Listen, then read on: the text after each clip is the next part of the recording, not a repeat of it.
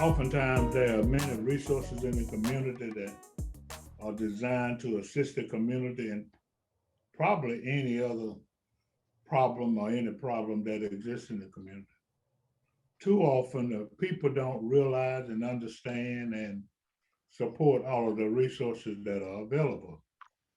And then one of the largest entities is in our community is police protection, to serve and to protect.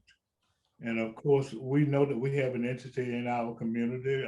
We have kind of sheriff department under the leadership of Sheriff David Davis that's put together and that's designed to serve and to protect the community as it relates to crime and as it relates to protection and as it relates to community programs.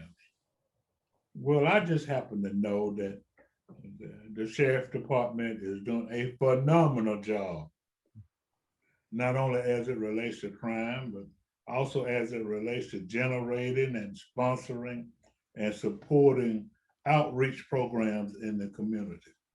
So, as you may or may not know, this is a call to action, and I'm your host, Alex Habersham, and I'm more than a little honored to have with me uh, the High Sheriff of Macon Bibb in the person of David Davis. How you doing, Sheriff? Doing fine, Alex, and thank you for having me. It's great to be back with you again. It's good to Yeah, be here, and thanks for having me so we can talk about some of the things that we're doing at the sheriff's office. absolutely. And there are a couple of things, and feel free because obviously you know more about your pro. I'm familiar with many of the programs, but I want the entire community to be familiar with it. And they are very important, and there's some outreach. And I want to tell you something that's kind of funny, Sheriff.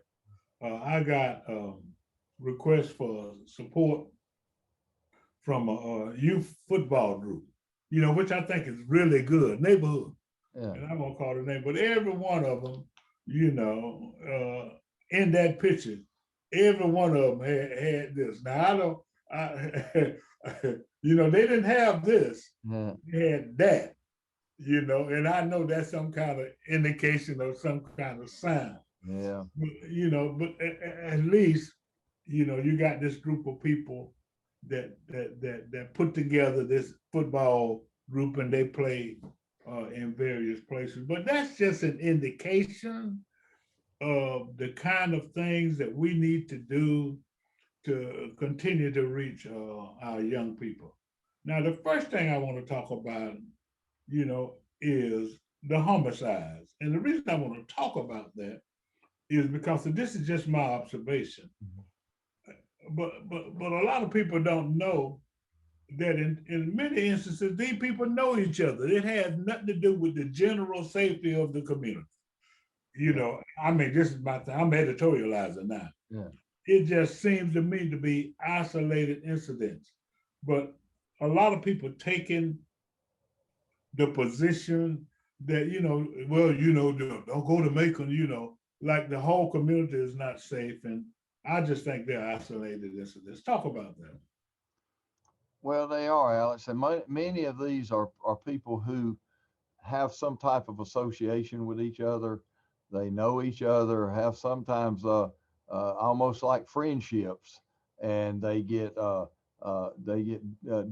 disrespected, or there's some type of conflict, and the lack of, as I say, the lack of impulse control and the availability of a weapon creates drastic outcomes. And so that's what we see a lot of these situations. And because they know each other or they have some association, and that makes it fairly easy for us to make arrests and identify the suspects and to bring those folks to justice.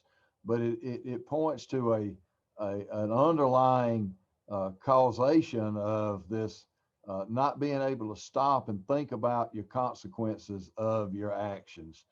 And so that's what we see so many times, that these individuals, many of them are younger, but they in their 20s. We see some even in their 30s that lack that impulse control to say, okay, you disrespected me, or I have this beef with you. I'm going to go shoot you. And so that's what happens. And then because of that and because of the community involvement, we're able to figure out who did it fairly quickly and make those arrests and bring those folks. We have over 80 people in our jail right now charged with murder.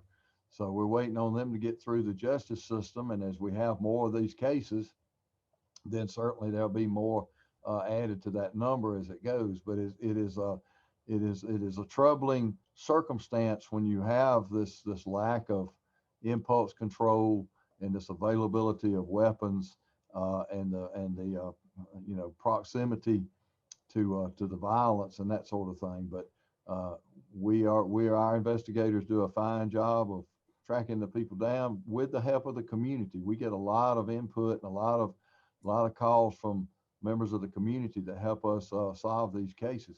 Recently, we've had more domestic type situations where people are really related to each other by marriage, by blood. We just had one brother, allegedly shot his other brother, and we just arrested that one brother over the weekend. And when we got just this week, over the last couple of days, he was arrested. When he was arrested, he was found with a stolen weapon with him. So these folks they have the firearms, and they are sometimes dangerous. Well, let's talk a little bit about weapons. Is there anything that the community can do, as it relates to weapons? I mean, everybody got a gun, I mean, they're just rampant. Are they that easy to get? Well, they are. We have a lot of people who may not be able to legally purchase weapons. They will get somebody else to purchase them. They may have a significant other, whether it's a boyfriend or girlfriend or whatever, buy that gun and then give it to somebody else who may not be eligible to have a gun. We find a lot of weapons that are stolen. People who leave weapons in their cars and then leave the car unlocked. That's a recipe for disaster. And so we work a number of cases where weapons are stolen, and then we'll recover them someplace else. They may have been involved in a crime or may be involved in some nefarious actions. Here recently, we had an operation where we arrested almost 50 people, seized over 50 guns, and about five of those guns were stolen weapons that we were documented as stolen. We recover a lot of other weapons that may or may not have been documented as stolen, because when they get stolen, the person's like, well, I don't have my serial number. I don't remember all of the identifying information about the gun. And so that makes it hard. So the main thing is people can keep their serial numbers, where if it does get stolen, it can be given to law enforcement and then secure those weapons. And then, we get into the larger issue of the availability of guns and the ease of getting guns. And I only get into all the Second Amendment conversations and those sorts of things, because I figure if anybody is legally able to have a firearm, then let them have a firearm for whatever reason they need to. But sometimes these firearms fall into the hands of people who may or may not be, authorized to have them, but there goes that impulse control, that lack of stopping and thinking for a minute about what are the consequences of my actions. And we find so many of these individuals that we catch, they're always the one that's not going to get caught. I'm going to shoot this person, and I'm going to leave town, or I'm going to run, or my friends are going to hide me, or I'm going to do it in such a way that nobody will find out who did it. So I'm the one that's not going to get caught. Well, when the deputies or when the investigators go knocking on the door and pull them out of a closet, they are the ones that gets caught. Absolutely, absolutely.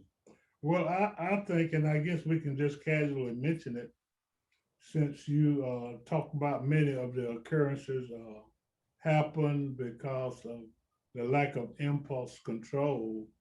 I think it's important that we mention that there are counseling centers, throughout the community, and that the mayor has put together this initiative so to try to make counseling available to the community. And maybe this, I'm just mentioning this as an aside, but I think it's important for the community to know the people who may do something, or the people who know somebody who may do something. It's important to impart into the community. Well, if somebody's having a problem, oftentimes a conversation. Yeah. Yeah. So you got professionals throughout the community, that people can talk to confidentially, and and hopefully that will help to address some of the problems. Yeah. And that is a good thing. And I applaud the mayor for he's approaching a lot of these underlying issues, the mental health piece, the blight piece, those things that I've been talking about for years are really some of the underlying causes of some of the violent activities that we have. And that mental health piece is a very important part, because many of these individuals, just as we're saying, if you have an issue with impulse control, that is something that you could probably seek some guidance or counseling to help you overcome that, to help you to figure ways to think through what are you doing. So the money that he has spent, and with the Southern Center for Choice Theory that is in doing some of their work in the different recreation centers and throughout the town, I think that is a very good thing. And as we move forward, hopefully people will take advantage of that.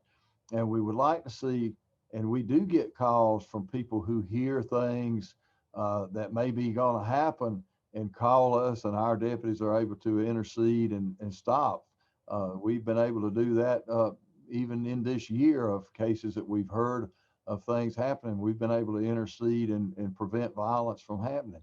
But it's that, that other part, the domestic part. We had the sad situation where the husband,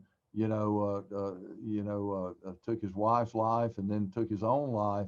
And that is inside of a house. You don't know what's going on inside of that residence to cause something like that to happen. But, if people see that, or if they themselves are going through something like that, reach out for that help. Or if neighbors see that, I call it the courage to confront. If you see somebody that is struggling or not having a good day, or having some difficulties, go in there and say, what can we do?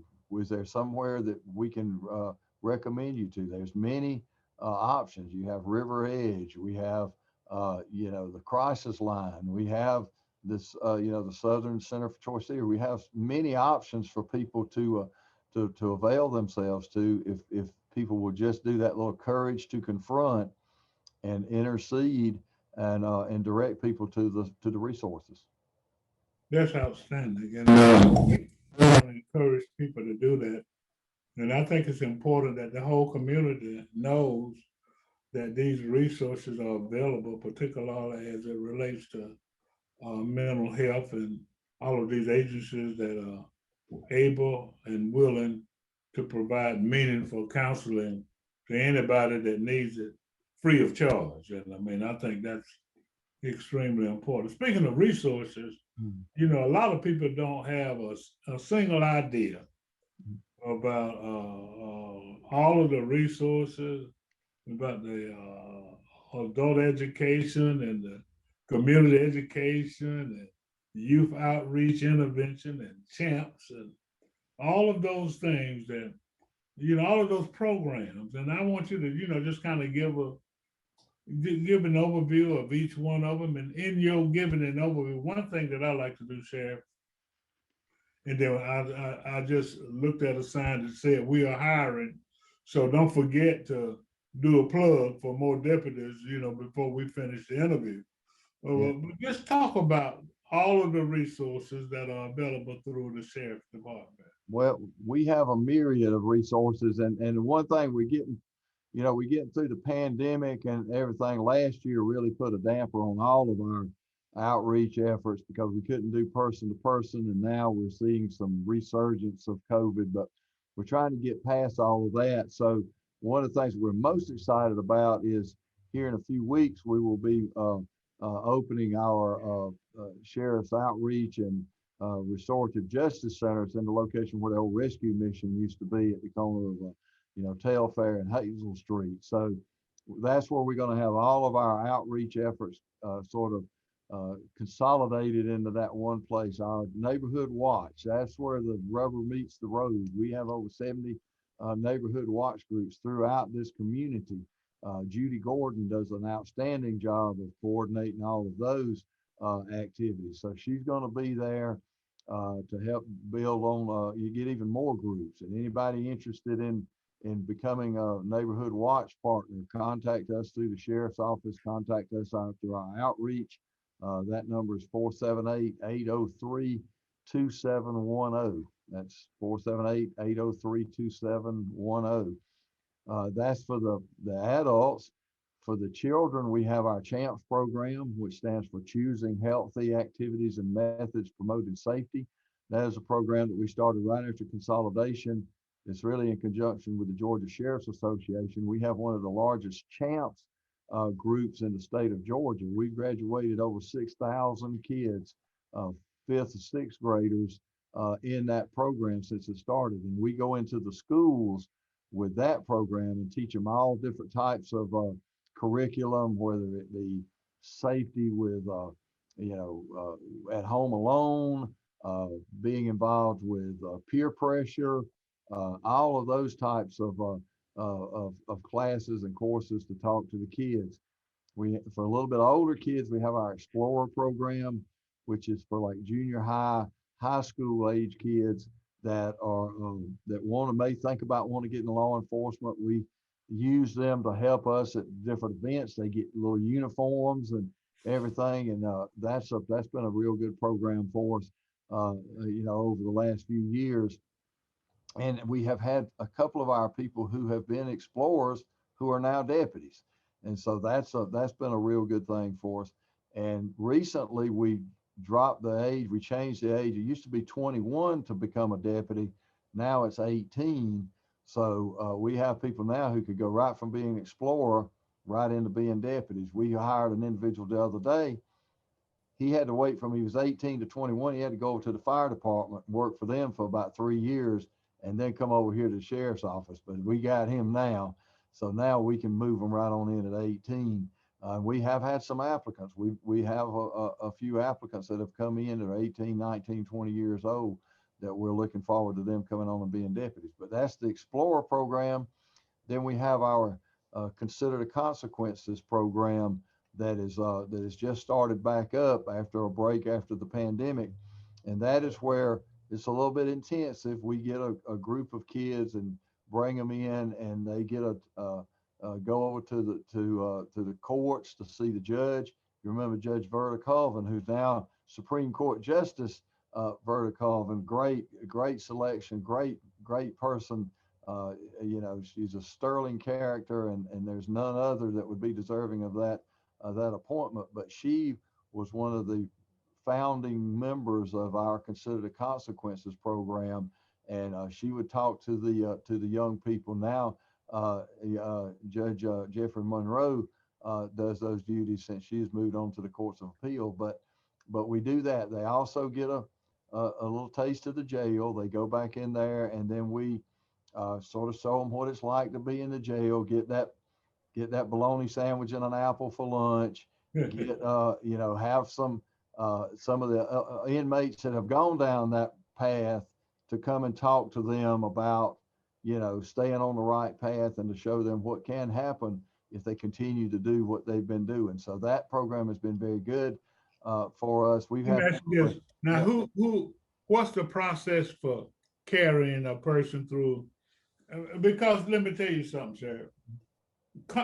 Consider that is so important. Yeah. And then just like you said, because of the impulse, people do things too quickly. That's right. Then if we could get them to think about considering the consequences before they commit an act, I think that will make a measurable difference in reducing a whole lot of crimes, murders, and robberies, and all things of that nature. So how does that work mechanically as it relates to people getting into it, and what organizations, or what's the process? Well, the process, Captain Ellis Sinclair coordinates that program for us. They can call our outreach office, the number I gave earlier, at 803-2710, to make an application. We have people from as far away as Alabama that come into that program. We have some. We'll be doing a program here this week, and then we have a group from Alabama coming over to participate in that. We've had other sheriff's offices that have come in to look at it, to start a program like them. But the parents make that application, then they are selected. Then there are certain requirements. They have to be between 9 years old and 16 years old to be a part of the program.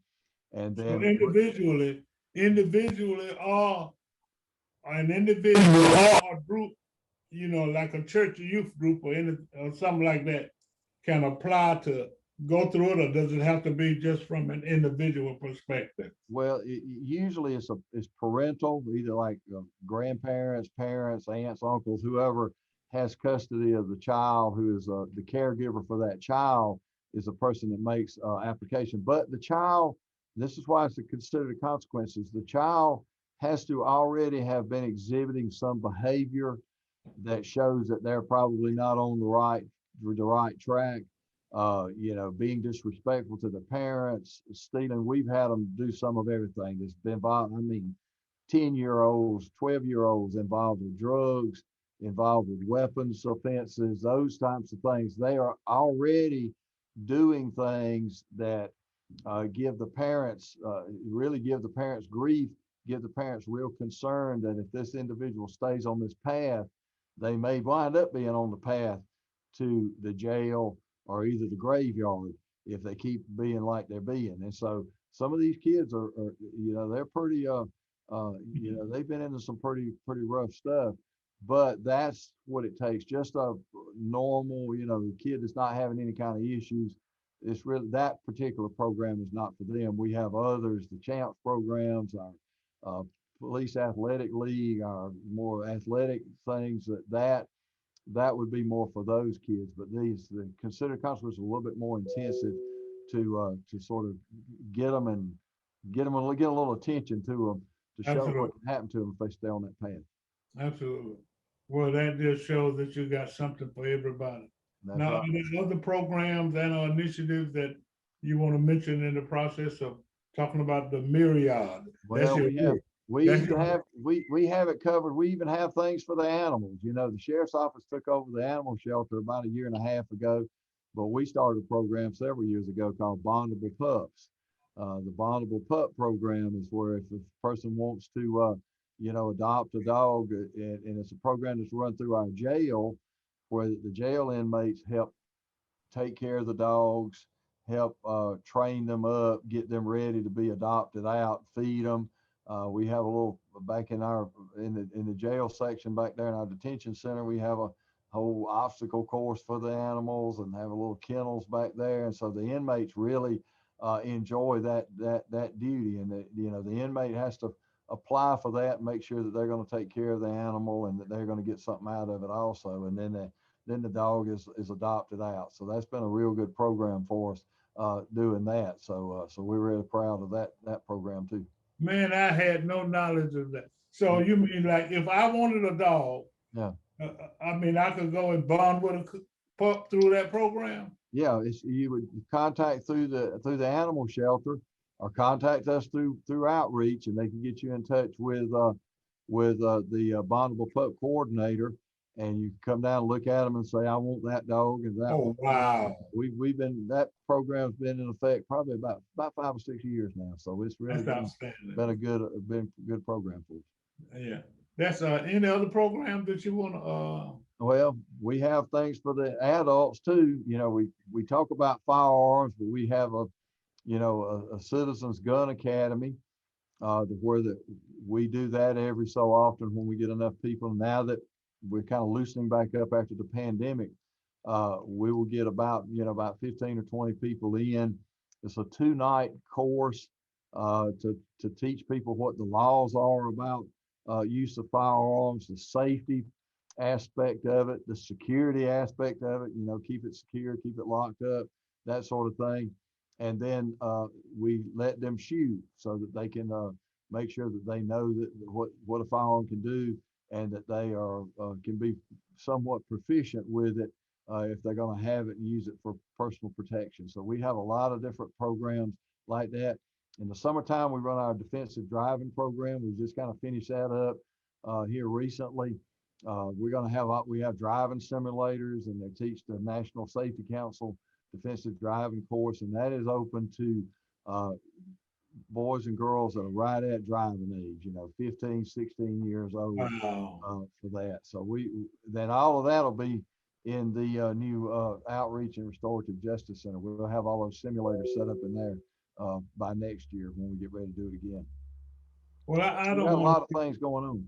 I know, but I don't want to be remiss and miss out on the Crime Stoppers. I just saw they had achieved the other day. I saw the other day where they had achieved some kind of milestone. Yep. So not only as it relates to that, but before you do that, since we just got 3 minutes, take a minute to just make an appeal or provide some information about joining the sheriff All department. right. Very good. That is our number one goal right here to get people recruited. Come to work at the sheriff's office. We are a full service law enforcement agency. We have the jail. We have everything that you would think about in a big city law enforcement department. We got patrol, we got forensics, we got canines, we got the drug unit, we have outreach. We do it all. Investigations, we do it all here. And there's never a dull moment. There's always some excitement. And it is a noble profession. I've been in it over 40 years now. This is my 9th year as sheriff. So it is a calling. The sheriff that hired me, Ray Wilkes, said it's almost like the ministry. It is a calling. And the people that we do get now are people who are sort of called to this profession. And so with the pay scale that has been implemented over the last year or so, we are competitive with other agencies similar to in this geographic region, in the Middle Georgia region. So come on in. You'll learn your craft very much at the Bibb County Sheriff's Office. Plus, you can get up to a $2,500 sign-in bonus for coming on to work with us. So there's a lot of options that we have here. It is a very dynamic department. We have a lot of things going on, whether it be in the enforcement end or in the outreach end. So there's a lot to do and a lot of things that would interest anybody that would want to get into law enforcement to come at the Bibb County Sheriff's Office. So to give us a number to call, or how do you apply? All right. You can apply. You go to the Sheriff's Office website, bibbsheriff.us, bibbsheriff.us. That will take you to another link that will take you directly to where you can apply. You can contact us through our our recruiter, and that number is 478-621-6505, and that is Lieutenant Wanda Ammons. So we can get information to you any way we can, but go through the website, bibbsheriff.us, and that'll take you over to right to the application page. And so we'll be happy to have people come in and apply, and we need the deputies. And you might, under certain circumstances, you could get a $2,500 bonus. Yes, up to $2,500 bonus. And we even have opportunities for part-time deputies in the jail now. We've hired about 10 or 12 part-time deputies who work, who have corrections officer experience and that sort of thing to come and work in the jail. So we have a lot of different opportunities for people. Outstanding. Well, we appreciate it very much. Just take about 30 seconds and encourage people about Crime Stoppers, and let's acknowledge the role that Crime Stoppers plays in our community. Yep, Crime Stoppers has been a great partner with local law enforcement for all the 20 years it's been in existence, really 21 years now. And they really recently passed the $1 million milestone in rewards, and that's really phenomenal. And every one of those rewards has resulted in somebody being arrested, somebody being brought to justice for some typically serious crime that they have committed. So Crime Stoppers is a great resource, and Crime Stoppers is a way that people can call in for wanted individuals and remain anonymous. They have maintained that standard of anonymity to where that you make that call, no one will ever know who you are to make that call. And we've solved some very big cases through Crime Stoppers, and they're really phenomenal in their work. Okay, well, this is a call to action. I'm your host, Alex Habersham, having done a phenomenal and informative interview with Sheriff David Davis, Bibb County Sheriff. I want to congratulate you again, man, on the job that you and all of your deputies and the organization are doing in trying to keep us safe. I want to reemphasize the folk that don't tell folk that Macon is not a safe community. That is not true. Although we've had too many incidents of homicides and what have you, but there are particular factors that contribute to it, which do not indicate that Macon is not safe. So we want people to stay in Macon. We want people to move to Macon. We want people to enjoy Macon, enjoy the water, enjoy the downtown, enjoy the job. That's right. Go and get you a job at the sheriff department, and everybody can play a role. That's And right. make it just a safe and productive community. I'm Alex Habersham, your host for A Call to Action, and I want to express my heartfelt appreciation to our high sheriff, Thank you. David Davis. Thank you, sir. Thank you. Thank you, Y'all Alex. have a good day. Thank you. Good day.